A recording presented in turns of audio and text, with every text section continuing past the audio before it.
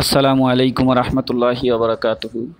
Society for social and technological support Bangladesh office কর্তৃক পরিচালিত আনাস বিন মালিক রাদিয়াল্লাহু তাআলা ইসলামিক কমপ্লেক্স কর্তৃক আয়োজিত দূরশিক্ষণ কার্যক্রমের অংশ হিসেবে আজকের ভিডিও ক্লাসে সকল দর্শনার্থী, অভিভাবক, অভিভাবিকাবিন্দু ও আমার প্রাণপ্রিয় শিক্ষার্থীদের সকলকে শুভেচ্ছা জানাচ্ছি। সাথে শুভেচ্ছা ও অভিনন্দন জানাচ্ছি এসএসটিএসের সম্মানিত মহাপরিচালক স্যার সহ এসএসটিএসের শিক্ষা বিভাগের সাথে সংশ্লিষ্ট সকল স্যারদেরকে। এই করোনাকালীন সময়েও আমাদের এসএসটিএস কর্তৃক পরিচালিত সেই প্রত্যেকটা প্রতিষ্ঠানে তাদের কার্যক্রমকে চালু রাখার জন্য আজকের এই ভিডিও ক্লাসের পুরো সময়টি জুড়েই আমি জনাব মোহাম্মদ সুলাইমান স্যার রয়েছি তোমাদের সকলের সাথে। আশা করি তোমাদের কাছে আজকের এই ক্লাসটি ভালো লাগবে। আর আজকের এই ক্লাসটি অতীব গুরুত্বপূর্ণ একটি বিষয় নিয়ে আমি আলোচনা করব। আর সেই আলোচনাটা হচ্ছে ষষ্ঠ থেকে দশম শ্রেণী পর্যন্ত বাংলাদেশ ও বিশ্ব পরিচয়ের যে বিষয়টি আছে সেই বিষয়ের গুরুত্বপূর্ণ একটা বিষয় নিয়ে। অবশ্যই এখানে যে দুটা ছবি উপস্থাপন করা হচ্ছে, দুইটা ছবি থেকে একটু তোমরা নিয়ে চিন্তা করে দেখো কিছু বুঝতে পারো কি না। দুটো ছবি এখানে রয়েছে, অর্থাৎ সিম্পলি আমরা প্রথমে যে জিনিসটা চিন্তা করতে বোঝা যাচ্ছে ছবি দুইটা দেখে যে দুইটা ছবির মধ্যেই তারা কিছু একটা বিষয় নিয়ে চিন্তা করছেন বা ভাবছেন, এরকম কিছুকে নির্দেশ করা হচ্ছে। হ্যাঁ, এর আলোকেই বলবো আমার আজকের যে আলোচনা, সে আলোচনা হচ্ছে আমরা সৃজনশীল পদ্ধতি নিয়ে আলোচনা করব। আমাদের বাংলাদেশ ও বিশ্ব পরিচয়ের ষষ্ঠ শ্রেণী থেকে দশম শ্রেণী পর্যন্ত প্রত্যেকটা বিষয়ের যে সৃজনশীল প্রশ্ন এবং সৃজনশীল প্রশ্নের যে উত্তর, এটাই হচ্ছে আমাদের আজকের আলোচ্য বিষয়। তোমরা বিশেষ করে যারা ষষ্ঠ শ্রেণীতে রয়েছে তোমরা সৃজনশীল পদ্ধতি সম্পর্কে একেবারেই নতুন, তবে উপরের ক্লাসগুলিতে যারা রয়েছে তারা হয়তো বা সৃজনশীল বিষয়ে বিশেষ করে বাংলাদেশ ও বিশ্ব পরিচয়, বিজ্ঞান, ইসলাম ও নৈতিক শিক্ষা, এই সমস্ত বিষয়গুলির উপরে তোমরা সৃজনশীল পদ্ধতিতে পরীক্ষা দিয়ে আসছো, কিন্তু হয়তোবা সৃজনশীল যে অংশগুলি রয়েছে সেই অংশের মূল বিষয়গুলি হয়তোবা তোমাদের জানা নেই। আজকের এই ক্লাসটা মনোযোগ সহকারে দেখলে অবশ্যই তোমরা সৃজনশীল পদ্ধতি সম্পর্কে সুস্পষ্ট একটা ধারণা পাবে এবং তোমাদের সামনের যে পরীক্ষাগুলি রয়েছে এই পরীক্ষাগুলিতে ওই আলোকে যদি তোমরা প্রশ্নের উত্তরে অ্যান্সার করো তাহলে অবশ্যই তোমরা অনেক ভালো নম্বর পাবে এবং পূর্ণ নম্বর পাবে ইনশাল্লাহ। তো প্রিয় শিক্ষার্থীবিন্দু, চলো তাহলে শুরু করার আগে জেনে নেই আমাদের আজকের আলোচনার শিক্ষণফল। এই আলোচনা থেকে আমরা সৃজনশীল পদ্ধতি কি তোমরা সেটা বুঝতে পারবে, সৃজনশীল প্রশ্নের ধরন তোমরা বুঝতে পারবে, অর্থাৎ কীভাবে সৃজনশীল প্রশ্ন থাকে এবং প্রশ্নের ধরন অনুযায়ী তোমরা উত্তর লিখতে পারবে। তো প্রিয় শিক্ষার্থীবিন্দু, চলো তাহলে এক এক করে আমরা শুরু করি আমাদের আজকের আলোচনা। তো সর্বপ্রথমেই আমরা যেটা জানবো সেটা হচ্ছে সৃজনশীলতা বলতে কি বোঝায়, অর্থাৎ এই সৃজনশীলটা আসলে কি। সংজ্ঞাটা অবশ্যই তোমরা মুখস্থ করে নেবে। সংজ্ঞাটা হচ্ছে পাঠ্য বইয়ের জ্ঞানের আলোকে নির্মিত একটি মৌলিক উদ্দীপকের সাহায্যে শিক্ষার্থীর জ্ঞান, অনুধাবন, প্রয়োগ ও উচ্চতর দক্ষতা যাচাই করা যায় যে প্রশ্নে, তাকে সৃজনশীল প্রশ্ন বলে। প্রিয় শিক্ষার্থীবিন্দু, আমি আবার বলছি, পাঠ্য বইয়ের জ্ঞানের আলোকে নির্মিত একটি মৌলিক উদ্দীপক। এখানে একটা মৌলিক উদ্দীপক দেওয়া থাকে, যারা সপ্তম শ্রেণী থেকে উপরের দিকে আছে তো আমরা অবশ্যই জানো, এবং সেই উদ্দীপকের আলোকে শিক্ষার্থীরা 4 ধরনের প্রশ্নের উত্তর দিতে হয়: জ্ঞান, অনুধাবন, প্রয়োগ ও উচ্চতর দক্ষতা যাচাই। এই 4 ধরনের প্রশ্নের উত্তর যেই উদ্দীপকের মধ্য থেকে দিতে হয়, ঠিক এই পদ্ধতিটাকেই বলা হয় সৃজনশীলতা বা সৃজনশীল প্রশ্ন।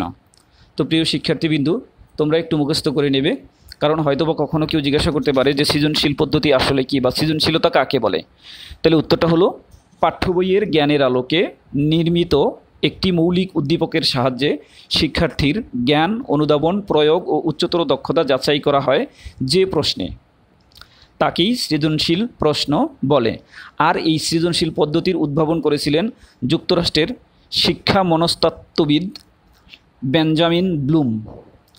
এই সৃজনশীল পদ্ধতি উদ্ভাবন করেছিলেন যুক্তরাষ্ট্রের একজন শিক্ষা মনস্তত্ত্ববিদ বেঞ্জামিন ব্লুম। তো প্রিয় শিক্ষার্থীবিন্দু, আমরা জানলাম সৃজনশীল বা সৃজনশীল প্রশ্ন সম্পর্কে। এবার আমরা জানবো সৃজনশীল প্রশ্নের ধরন। হ্যাঁ, সৃজনশীল প্রশ্নের মূলত 4 ধরন বা 4টি অংশ থাকে। সৃজনশীল প্রশ্নের প্রথম অংশ থাকে ক নম্বর, জ্ঞানমূলক অংশ। দ্বিতীয় অংশ থাকে খ নম্বর, অনুধাবনমূলক অংশ। তৃতীয় অংশে থাকে গ নম্বর, প্রয়োগমূলক অংশ। চতুর্থ অংশ থাকে উচ্চতর দক্ষতামূলক অংশ। এই 4টা অংশের জন্য তোমাকে 10টা নম্বর 10 নম্বর বরাদ্দ থাকবে। ক নম্বরের অংশের জন্য 1 নম্বর, খ নম্বরের অনুধাবনমূলক অংশের জন্য তোমাকে পেতে হবে 2 নম্বর, তুমি পাবে 2 নম্বর, গ নম্বরের প্রয়োগমূলক অংশের জন্য পাবে 3 নম্বর এবং উচ্চতর দক্ষতার ঘ নম্বরের অংশের জন্য পাবে 4 নম্বর। ঠিক এভাবে তোমাকে 10 নম্বর পাবে। তো আমরা প্রথমেই জানব এই 4টা অংশের ধরন, অর্থাৎ এখন আমরা প্রথমেই জানব জ্ঞানমূলক অংশ। জ্ঞানমূলক অংশের প্রশ্নটা আসলে কেমন হয়, কিভাবে উত্তর দিলে তোমরা এই নম্বরটা পাবে সেটা আমরা পরে আলোচনা করব। প্রথমেই আমরা জানব প্রথম জ্ঞানমূলক প্রশ্ন সম্পর্কে। খেয়াল করো, জ্ঞানমূলক অংশ হলো সম্পূর্ণ স্মৃতি নির্ভর, তার মানে তোমাকে মুখস্থ লিখতে হবে। এ ধরনের প্রশ্নে তোমাকে জ্ঞান দক্ষতা যাচাই করা হবে। প্রশ্নে কি, কে, কখন, কোথায়, কাকে, কয়টি, কোনটি, কাকে বলে ইত্যাদি প্রশ্নবোধক শব্দ দিয়ে করা হবে। অর্থাৎ এরকম প্রশ্ন করা হবে, যেমন তুমি কি করো, তোমার নাম কি, সাপোজ বাংলাদেশের রাজধানীর নাম কি, ঢাকা কোথায় অবস্থিত, সিলেট কোন বিভাগে অবস্থিত, এরকম প্রশ্ন দেওয়া থাকবে। আর এই প্রশ্নগুলি থাকবে তোমার সম্পূর্ণ পাঠ্য বইয়ের আলোকে। তোমার পাঠ্য বইয়ের পরীক্ষার সিলেবাসের যে অধ্যায়গুলি থাকবে সেই অধ্যায়ের মধ্য থেকেই যে উদ্দীপকটা দেওয়া থাকবে ওই উদ্দীপকের আলোকে তোমার পাঠ্য বইয়ের মধ্য থেকেই এই প্রশ্নটার উত্তর তুমি খুঁজে পাবে। এবার আমরা জানব খ নম্বর অনুধাবনমূলক অংশ। খেয়াল করো, জ্ঞানমূলক অংশটা যেমন সরাসরি স্মৃতি নির্ভর, অনুধাবনমূলক অংশটার জন্য তুমি পাবে 2 নম্বর। এটা একটু তার চেয়ে ভিন্ন। অনুধাবন বোঝার ক্ষমতা হলো, অনুধাবন বোঝার ক্ষমতাই হলো মূলত অনুধাবনমূলক প্রশ্ন। পাঠ্য বইয়ের সংশ্লিষ্ট বিষয়কে ভালোভাবে বুঝেছি কি না সরাসরি পাঠ্য বই থেকে থাকবে না। উত্তরের জন্য তোমাকে কিছুটা ভাবতে হবে। কি বোঝায়, কাকে বলে, কেন এই কথা বলা হয়েছে, কেন এই ঘটনা ঘটেছে, উল্লেখিত 2টি ঘটনা বা কাজের ব্যাখ্যা করো অথবা বর্ণনা করো ইত্যাদি শব্দ দিয়ে প্রশ্ন করা হবে। অর্থাৎ এই প্রশ্নের উত্তরটা সরাসরি তোমার স্মৃতি নির্ভর নয়, এখানে হালকা তোমার সৃজনশীলতাটাকে কাজে লাগাতে হবে পাঠ্য বইয়ের আলোকে। অর্থাৎ মূল ক্লুটা তুমি পাঠ্য বইতেই পাবে, তবে ওইটাকে একটু বিস্তারিত লিখতে হবে, জাস্ট সংজ্ঞামূলক। জানলাম অনুধাবনমূলক অংশের জন্য। এবারে আমরা জানব প্রয়োগমূলক অংশ। প্রিয় শিক্ষার্থীবৃন্দু, খেয়াল করো, প্রয়োগমূলক যে অংশ, এই প্রয়োগমূলক অংশে অবশ্যই তোমাকে এই প্রয়োগমূলক প্রশ্নগুলি পাঠ্য বই থেকে অর্জিত জ্ঞান ও অনুধাবন নতুন পরিস্থিতিতে প্রয়োগ করার দক্ষতা যাচাই করতে হবে। পঠিত বিষয়ের ভেতর থেকে যেসব চিন্তাভাবনা আহরণ করেছ, বাহিরের ভিন্ন পরিবেশ ও ভিন্ন বিষয়ের ভেতর থেকে যেসব চিন্তাভাবনা আহরণ করেছ তা প্রয়োগ করতে হবে। অর্থাৎ এখানে তোমার পাঠ্য বইয়ের একটা গল্প থাকবে, সেই পাঠ্য বইয়ের যে গল্পটা রয়েছে সেই গল্পটার আলোকে তোমাকে ঠিক নতুন একটা গল্প তৈরি করে দেওয়া হবে উদ্দীপকের মধ্যে। এখানে যেটা বোঝানো হয়েছে যে এই প্রয়োগমূলক অংশ তোমার স্মৃতি নির্ভর নয়, এখানেই তোমার সৃজনশীলতাটাকে কাজে লাগাতে হবে, তোমার দক্ষতাটাকে কাজে লাগাতে হবে, তোমার ব্রেনকে কাজে লাগাতে হবে। কিভাবে লাগাতে হবে সেটা হলো, যেই গল্পটা উপস্থাপন করা হবে সেই গল্পটা, অর্থাৎ কোন ঘটনাকে উল্লেখ করে কোন ঘটনাটাকে তুলে ধরা হয়েছে আর সেই গল্পটা তোমার পাঠ্য বইয়ের কোন গল্পটার সাথে মিলছে। এই যে তোমার পাঠ্য বই থেকে আহরণ করা যে জ্ঞান, যে চিন্তাভাবনা, সেই চিন্তাভাবনা এবং তোমার বাহিরের পরিবেশ থেকে আহরণ করা জ্ঞান বা তোমার চিন্তাভাবনা। সাপোজ মনে করো তোমার পাঠ্য বইয়ে যে মুক্তিযুদ্ধ সম্পর্কে যে একটা গল্প দেওয়া আছে 2য় অধ্যায় বা 1ম অধ্যায়ে, এই মুক্তিযুদ্ধের যে গল্পটা, সেই গল্পটার সাথে তোমাকে উদ্দীপকে ধরো 1ম বিশ্বযুদ্ধের একটা খণ্ডচিত্র এখানে তুলে ধরলো। মুক্তিযুদ্ধ এটাও একটা যুদ্ধ, আবার 1ম বিশ্বযুদ্ধের যে ঘটনাটা এটাও একটা যুদ্ধ, ঠিক এরকম একটা ঘটনা তুলে ধরলো। অথবা তোমার নিজ এলাকায় কোনো একটা বিচ্ছিন্ন ঘটনা তুলে ধরলো, ঘটনা তুলে ধরে সেখান থেকে তোমাকে জানতে চাইলো। তাহলে মুক্তিযুদ্ধ পাঠ্য বই থেকে যে অংশটা তুমি পড়েছো, যে জ্ঞানটা তুমি আহরণ করেছো সেটা, এবং তোমার এলাকায় সংঘটিত যেই ঘটনা, সেই ঘটনা থেকে তুমি যে জ্ঞান আহরণ করেছো এই ঘটনা, এই 2টা থেকে তোমাকে চিন্তা ভাবনা করে তোমাকে এই প্রয়োগমূলক অংশের উত্তরটা লিখতে হবে। জানলাম আমরা প্রয়োগমূলক অংশ। এবারে আমরা জানবো 4 নম্বর পয়েন্ট, উচ্চতর দক্ষতামূলক অংশের জন্য। প্রিয় শিক্ষার্থীবৃন্দু, খেয়াল করো, উচ্চতর দক্ষতা পাঠ্য বই থেকে অর্জিত জ্ঞান ও অনুধাবন নতুন কোনো ক্ষেত্র প্রয়োগ করে চিন্তা প্রদানের সক্ষমতা যাচাই করা হয়। অর্থাৎ তোমার পাঠ্য বইয়ের অর্জিত জ্ঞান এবং অনুধাবন এই দুইটা অংশের সাথে এই দুইটাকে প্রয়োগ করে, অর্থাৎ তোমাকে নতুন কোনো ক্ষেত্রে সিদ্ধান্ত নিতে হবে, অর্থাৎ নতুন একটা পরিস্থিতি তোমাকে তৈরি করতে হবে, এরকম একটা সক্ষমতা তোমার থেকে যাচাই করতে হবে। এই অংশে সাধারণত বক্তব্যটি বিশ্লেষণ করো, যাচাই করো, মূল্যায়ন করো, বিচার করো, যথার্থতা নিরূপণ করো, পরামর্শ দাও, আলোচনা করো, স্বপক্ষে বা বিপক্ষে যুক্তি উপস্থাপন করো ইত্যাদি প্রশ্নসূচক শব্দ ব্যবহার করা হয় এই অংশের মধ্যে। অর্থাৎ তোমার এখানে যে গল্পটা দেওয়া থাকবে সেই গল্পটার ভিতরে জ্ঞানমূলক একটা অংশ থাকবে, অনুধাবনমূলক একটা অংশ থাকবে, প্রয়োগমূলক একটা অংশ থাকবে, এবং তোমার এই তিনটার সমন্বয়ে তোমার নিজের একটা স্পেসিফিকলি মতামত এখানে উপস্থাপন করতে হবে। ওই মতামতের ভিত্তিতে তোমাকে এই প্রশ্নটার উত্তর লিখতে হবে, এখানে এই প্রশ্নের মধ্যে দেওয়া থাকবে। অর্থাৎ তোমার আলাদা একটা নতুন একটা মতামত বা সক্ষমতা তোমাকে এখানে দেখাতে হবে, এরকম একটা অংশ এই প্রশ্নের মধ্যে থাকবে। সেক্ষেত্রে আমি আবার বলছি, প্রশ্নগুলির মধ্যে বক্তব্যটি বিশ্লেষণ করো, যাচাই করো, মূল্যায়ন করো, বিচার করো, যথার্থতা নিরূপণ করো, পরামর্শ দাও, আলোচনা করো, এরকম অংশ এখানে উপস্থাপন করা হবে। তাহলে আমরা জানলাম 4 ধরনের প্রশ্নের উত্তর। এবার সৃজনশীল প্রশ্নের উত্তরের ক্ষেত্রে আমাদের বিবেচ্য বিষয় কিভাবে আমরা সৃজনশীল এই প্রশ্নগুলির এই জ্ঞানমূলক প্রশ্ন, অনুধাবনমূলক প্রশ্ন, প্রয়োগমূলক প্রশ্ন, উচ্চতর দক্ষতামূলক প্রশ্ন কিভাবে লিখলে আমরা যথাযথ নম্বর পাবো সেদিকে আমরা একটু মনোনিবেশন করব। এবার চলো তাহলে শুরু করি। প্রথমে জ্ঞানমূলক প্রশ্নটির জন্য তোমার 1 নম্বর বরাদ্দ। এই উত্তরটি একটি শব্দে বা একাধিক শব্দে বা সর্বোচ্চ একটি বাক্যে দেওয়া যেতে পারে। সব ক্ষেত্রেই তুমি 1 নম্বর পাবে। এ ধরনের প্রশ্নে উত্তর তোমাকে স্মৃতি থেকেই দিতে হবে, যেহেতু এটা স্মৃতি নির্ভর অংশ। তাই যেমন মনে করো বাংলাদেশের রাজধানীর নাম কি, এখন তুমি যদি শুধু লেখো ঢাকা তাহলেও তুমি এখানে 1 নম্বর পাবে, অথবা যদি লেখো বাংলাদেশের রাজধানীর নাম ঢাকা এভাবে যদি লেখো তাইলেও তুমি পাবে 1 নম্বর। এটা তোমার ইচ্ছা, তুমি চাইলে একটু সৌন্দর্য বর্ধনের জন্য প্রশ্নটার সাথে মিল করে তারপর উত্তরটা লিখবে, আর না চাইলে তুমি একেবারে স্পেসিফিকলি শুধু উত্তরটুকু যেমন ঢাকা এটুকু যদি লেখো তাইলেও তুমি উত্তরটা পেয়ে 1 নম্বর পেয়ে যাবে। তাহলে অবশ্যই বুঝতে পেরেছো ক নম্বর জ্ঞানমূলক অংশের জন্য আমরা এভাবে উত্তরটা লিখব। এবার আসো খ নম্বরে অনুধাবনমূলক অংশ। অনুধাবনমূলক অংশটার জন্য 2 নম্বর বরাদ্দ আমার। এই অনুধাবনমূলক অংশে 2 নম্বর বরাদ্দ। এই প্রশ্নে সাধারণত কী বোঝায় ব্যাখ্যা করো, বর্ণনা করো, কেন এই ঘটনা ঘটেছে ইত্যাদি জানতে চাইবে। সেক্ষেত্রে এই প্রশ্নটির উত্তর দেওয়ার ক্ষেত্রে একটু বোঝার চেষ্টা করবে তুমি কোন প্রসঙ্গটি ব্যাখ্যা করতে চাচ্ছ। প্রথমেই সেই প্রসঙ্গটি একটু সংজ্ঞায়িত করে নেবে, অর্থাৎ যেই ব্যাপারটা তুমি একটু ব্যাখ্যা করতে চাইছো বা সংজ্ঞায়িত করতে চাইছো সেই সংজ্ঞাটা তুমি সংক্ষেপে একটু দিবা আগে, অর্থাৎ ওই ব্যাপারটা একটু তুলে ধরবা আগে। ওই ব্যাপারটা একটু তুলে ধরে, যেমন ঢাকাকে কেন বাংলাদেশের রাজধানী করা হয়েছে, যেমন বাংলাদেশের রাজধানী করা হয়েছে কোন শহরটিকে, একটু বুঝিয়ে লেখো। এখানে যদি এরকম কোনো প্রশ্ন থাকে তাহলে সেক্ষেত্রে তোমার কাছে জানতে চাইছে কোন শহরটাকে বাংলাদেশের রাজধানী করা হয়েছে, তাহলে অবশ্যই উত্তরটা ঢাকাকে। তাহলে সেক্ষেত্রে ঢাকার যে অংশটা আছে সংক্ষেপে তোমাকে লিখতে হবে আগে একটু, যে ঢাকাকে বাংলাদেশের রাজধানী করা হয়েছে। এরপর কেন ঢাকাকে বাংলাদেশের রাজধানী করা হয়েছে তুমি এটাকে একটু ব্যাখ্যা করে লিখবা, একটু বুঝিয়ে লিখবা। অবশ্যই সেটা 3 বাক্য বা 4 বাক্য এর মধ্যে সে তোমাকে শেষ করবা, বা 5 বাক্য এর মধ্যে শেষ করে দিবা। ধন্যবাদ অনুধাবনমূলক অংশটা বোঝার জন্য। এবারে রয়েছে প্রয়োগমূলক অংশ। জানলাম জ্ঞানমূলক অংশের জন্য আমাকে 2 নম্বর পাবো, 1 নম্বর পাবো। অনুধাবনমূলক অংশের জন্য আমি 2 নম্বর পাবো এবং এবার আসো প্রয়োগমূলক অংশ। প্রয়োগমূলক অংশের জন্য আমার 3 নম্বর বরাদ্দ। প্রয়োগমূলক অংশটা যদি আমি লিখি তাহলে এক্সামিনার তোমাকে 3 নম্বর দিবে।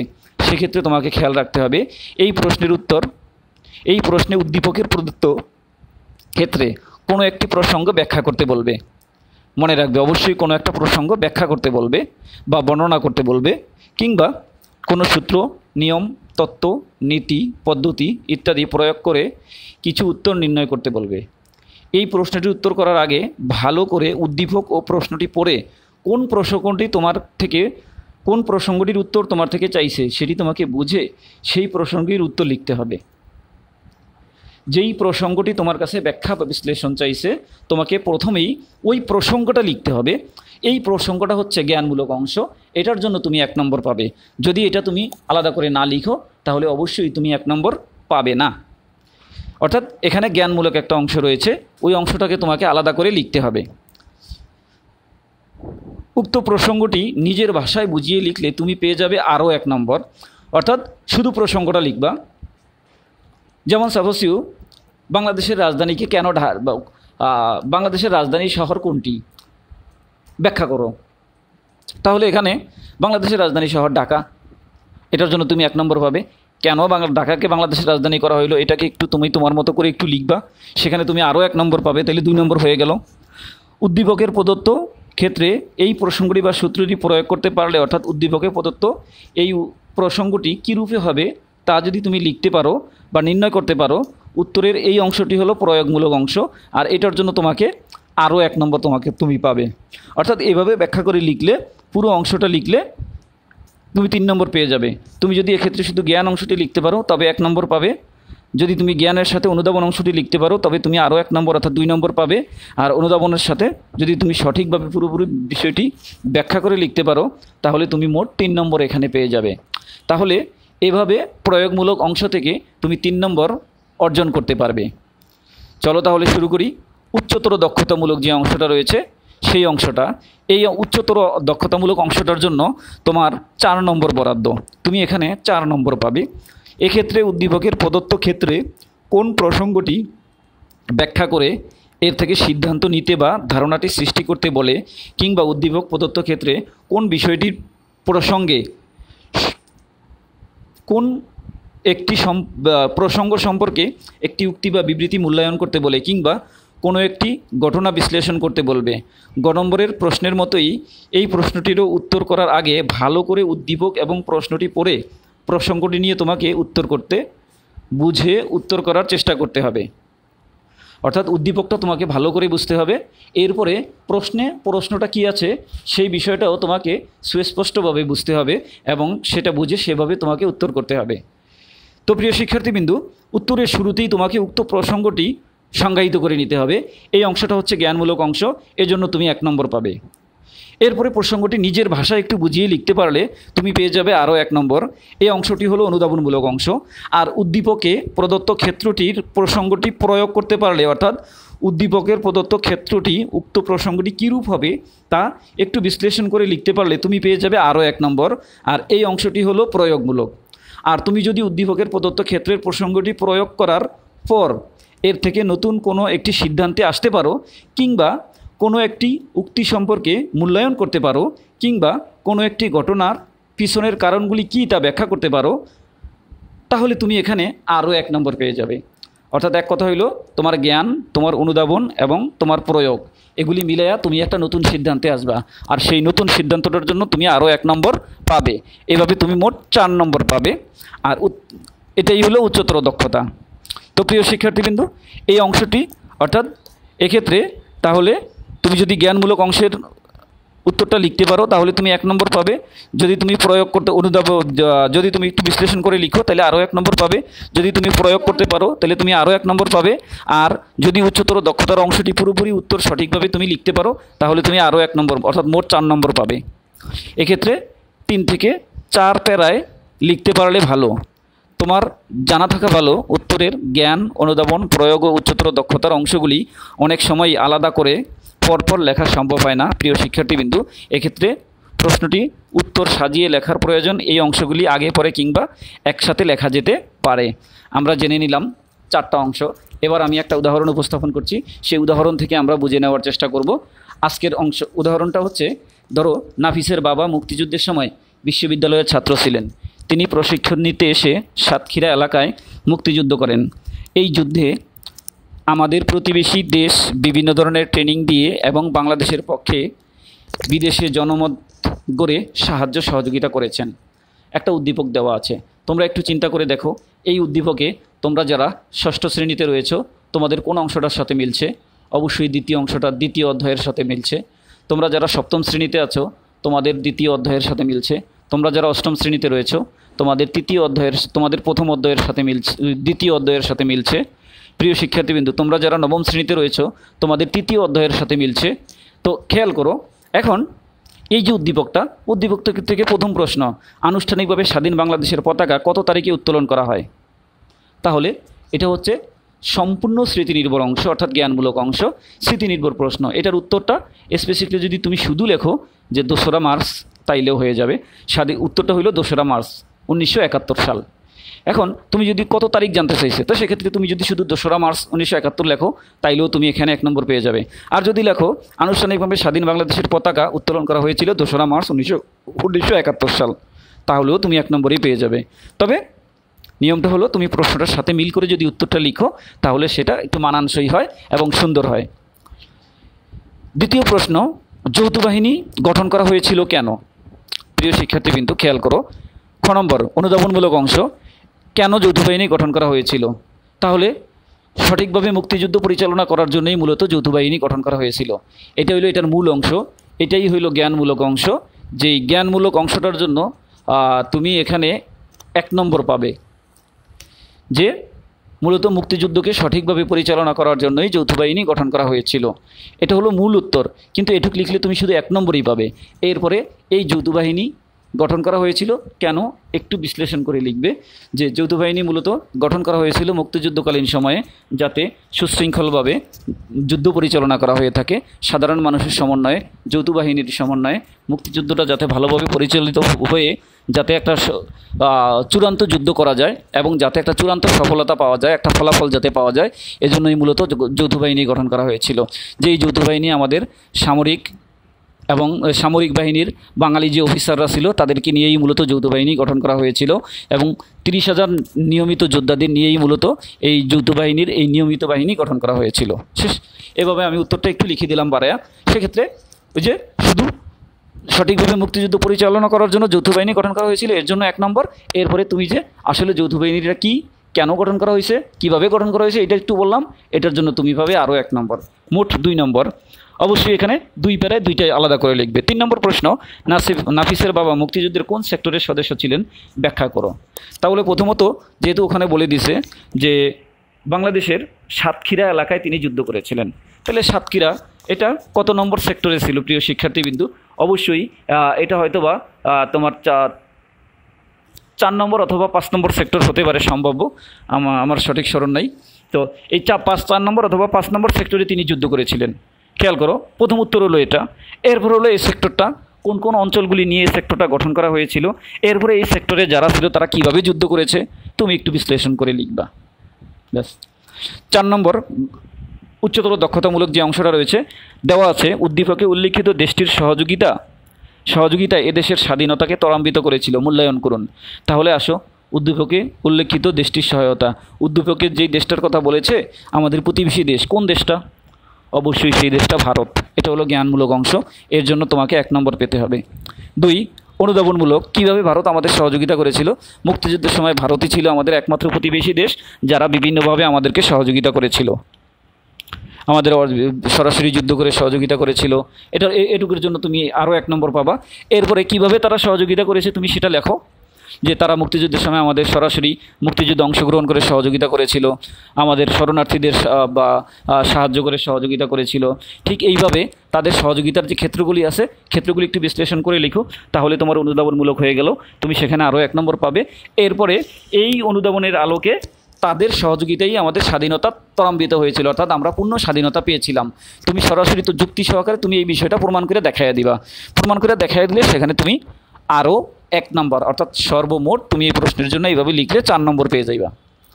তো প্রিয় শিক্ষার্থীবৃন্দু, উদাহরণের মাধ্যমে আমরা বুঝলাম জ্ঞানমূলক, অনুধাবনমূলক, উচ্চতর দক্ষতামূলক ইত্যাদি 4টা পয়েন্ট থেকে আমরা কিভাবে মোট 10টা নম্বর আদায় করব। তো এই পর্যায়ে তোমাদের রয়েছে মূল্যায়ন। দেখো, প্রশ্নের উত্তরগুলি তোমরা খাতায় লিখবে, খাতায় লিখে ছবি তুলবে, ছবি তুলে আমাদের zoom meeting group, imo group অথবা মেসেঞ্জার গ্রুপ অথবা হোয়াটসঅ্যাপের যে কোনো একটা গ্রুপে তোমরা জমা দিয়ে দিবে। প্রথম প্রশ্ন, সৃজনশীল পদ্ধতির উদ্ভাবন করেন কে? 2 প্রশ্ন, সৃজনশীল পদ্ধতি কাকে বলে? 3 নম্বর প্রশ্ন, সৃজনশীল পদ্ধতির কয়টি অংশ ও কী কী? 4 নম্বর প্রশ্ন, উচ্চতর দক্ষতামূলক অংশটি কিভাবে লিখবে বুঝিয়ে লেখো। 4টা প্রশ্নের উত্তর তোমরা খাতায় লিখবে, খাতায় লিখে ছবি তুলে গ্রুপে দেবে। আশা করি বুঝতে পেরেছো। এবারে বাড়ির কাজ লিখে নাও। ভিডিওটা এক্সটেন্ড করে আমি তোমাদের জাস্ট একটা সৃজনশীল প্রশ্নই দিলাম, এই প্রশ্নের উত্তরটা তোমরা খাতায় লিখবে, খাতায় লিখে ছবি তুলে তোমরা যারা আনাজ বিন মালিক রাদিয়াল্লাহু তাআলা ইসলামী কমপ্লেক্সে রয়েছো তারা গ্রুপে ছবি তুলে দেবে, আর যারা অন্য প্রতিষ্ঠানে রয়েছো তারা তোমাদের কাছে জমা রাখবে। স্কুল চালু হলে তোমরা তোমাদের বিষয়ভিত্তিক স্যারকে দেখাবে। হ্যাঁ, ভিডিওটাকে এক্সটেন্ড করে তোমরা উদ্দীপকটা লিখে তারপর প্রশ্নগুলি লিখে রাখো যাতে তোমরা উত্তর লিখতে পারো।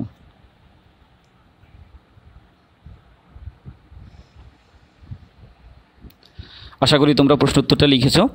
এতক্ষণ সাথে থাকার জন্য সকলকে ধন্যবাদ। সবাই ভালো থাকবে, সুস্থ থাকবে এই শুভকামনায় শেষ করছি আজকের ক্লাস।